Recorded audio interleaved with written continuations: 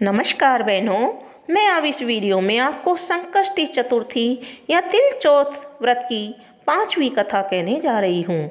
श्री गणेश चतुर्थी व्रत की पौराणिक कथा के अनुसार एक बार भगवान शिव तथा माता पार्वती नर्मदा नदी के किनारे बैठे थे।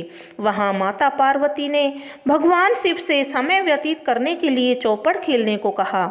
शिव चौपड़ खेलने के लिए तैयार हो गए, परंतु इस खेल में हार जीत का फैसला कौन करेगा, यह प्रश्न उनके समक्ष उठा।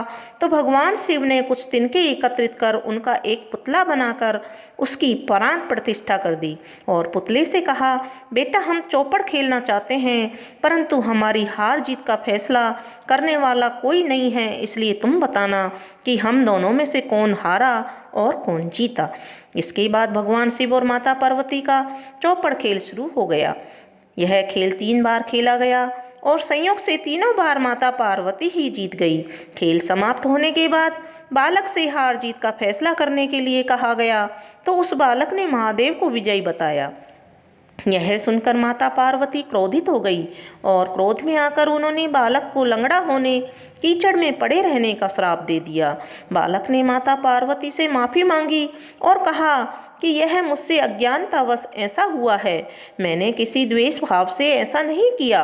बालक द्वारा क्षमा मांगने पर माता ने कहा, यहाँ गणेश पूजन के लिए नाग कन्याएं आएंगी, उनके कहे अनुसार तुम गणेश व्रत करो, ऐसा करने से तुम मुझे प्राप्त करोगे।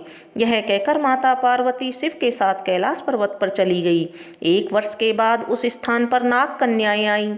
तब नाग कन्याओं से श्री गणेश जी के व्रत की विधि मालूम करने पर उस बालक ने 21 दिन तक लगातार गणेश जी का व्रत किया। उसकी श्रद्धा से गणेश जी प्रसन्न हुए। उन्होंने बालक को मनोवांछित फल मांगने के लिए कहा। उस पर उस बालक ने कहा, हे विनायक, मुझ में इतनी शक्ति दीजिए कि मैं अपने पैरों से चलकर अपने माता पिता के साथ कैलाश पर्वत पर पहुंच सकूं और वे यह देखकर प्रसन्न हों। तब बालक को वरदान देकर श्री गणेश अंतर्ध्यान हो गए। इसके बाद वह बालक कैलाश पर्वत पर पहुंच गया और कैलाश पर्वत पर पहुंचने की अपनी कथा उसने भगवान शिव को सुनाई। चौपड़ वाले दिन से माता पार्वती शिव जी से विमुख हो गई थी। अतः देवी के रुष्ट होने पर भगवान शिव ने भी बालक के बताए अनुसार 21 दिनों तक श्री गणेश का व्रत किया।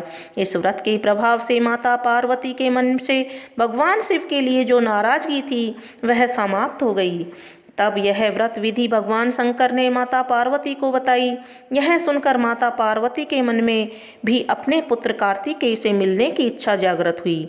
तब माता पार्वती ने भी 21 दिनों तक श्री गणेश का व्रत किया तथा दूर्वा, फूल और लड्डुओं से गणेश जी का पूजन अर्चन किया।